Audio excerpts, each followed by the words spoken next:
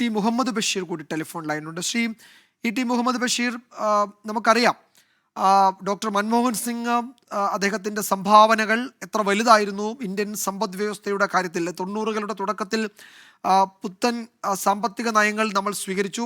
അതിനോട് വിയോജിപ്പുകൾ ഉള്ളവർ ഉണ്ടായിരുന്നുവെങ്കിലും പക്ഷെ പിന്നീട് അതായിരുന്നു ശരിയായ വഴി എന്ന് ഏറെക്കുറെ എല്ലാവരും അംഗീകരിക്കുന്ന ഒരു സാഹചര്യവും ഉണ്ടായി. താങ്കൾ ഒരു പ്രധാനമന്ത്രി എന്ന നിലയിലാണോ ഒരു സാമ്പത്തിക വിദഗ്ധൻ എന്ന നിലയിലാണോ ഡോക്ടർ മൻമോഹൻ സിംഗിനെ വിലയിരുത്തുന്നത്? ഞാൻ അങ്ങ് സൂചിപ്പിച്ചതിനോട് 100% യോജിക്കുകയാണ്. കാരണം പ്രഗത്ഭനായ ഒരു സാമ്പത്തിക വിദഗ്ധൻ ഇന്ത്യയുടെ ഭരണസാരഥ്യത്തിലേക്ക് വരുന്ന സമയത്ത് അത് തീർച്ചയായിട്ടും അത് എന്തുമാത്രം അനുയോജ്യമായ ഒരു തീരുമാനമായിരുന്നു എന്ന് കാണാൻ നമുക്ക് സാധിച്ചു. യാതൊരുവിധ പ്രകടനാത്മകതയും ഇല്ലാതെ ശാന്തനായി എല്ലാ കാര്യങ്ങളെയും കൃത്യമായി പഠിച്ചു മനസ്സിലാക്കി അങ്ങ് സൂചിപ്പിച്ചതുപോലെ തന്നെ 91 ഇന്ത്യയിൽ ആരംഭിച്ച പുതിയ സാമ്പത്തിക നയത്തിൽ അദ്ദേഹം വെച്ച് പുലർത്തിയ ചില സമീപന രീതികളുണ്ട്.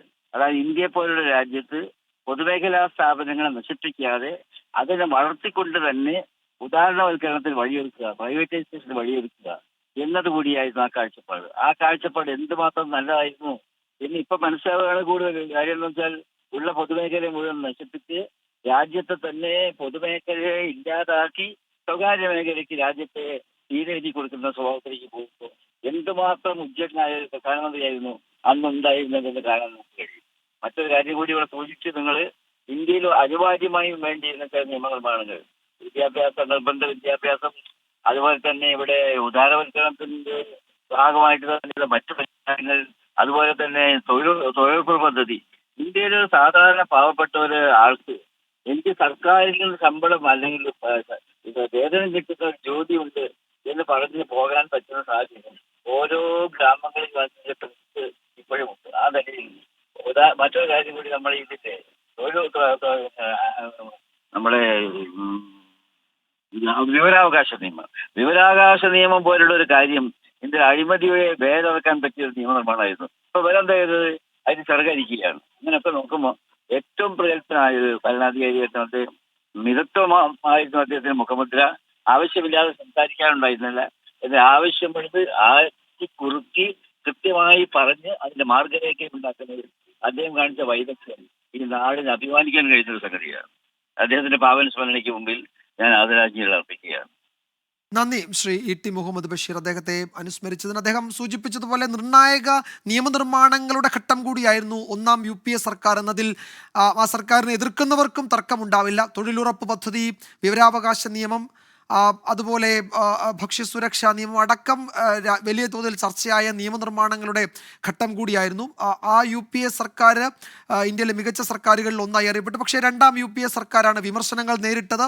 കോൺഗ്രസിനെ സംബന്ധിച്ച് കോൺഗ്രസിൻ്റെ അടിത്തറ ഇളക്കുന്ന തരത്തിലേക്ക് ആ അഴിമതി ആരോപണങ്ങൾ മാറി.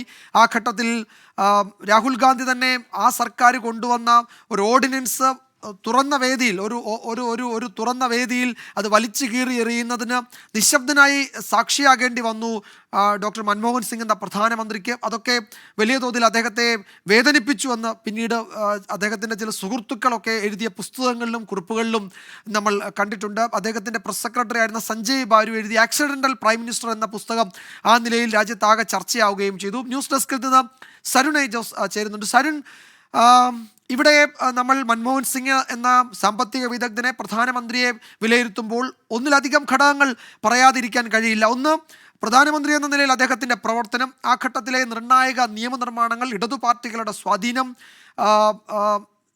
ആണവ ബില്ലുമായി ബന്ധപ്പെട്ട വലിയ ചർച്ചകൾ, അദ്ദേഹം 90കളുടെ തുടക്കത്തിൽ ധനമന്ത്രി എന്ന നിലയിൽ സാമ്പത്തിക മേഖലയിൽ കൊണ്ടുവന്ന പരിഷ്കാരങ്ങൾ, അതിനെ എതിർത്തവർക്ക് പോലും പിന്നീട് അതിൽ നിന്ന് അധികം വഴിമാറി നടക്കാൻ കഴിഞ്ഞിട്ടില്ല. ഏതാണ്ട് അതേ വഴിയിലൂടെ നമ്മൾ 2024 പോകുന്നു എന്നതാണ് വസ്തുത.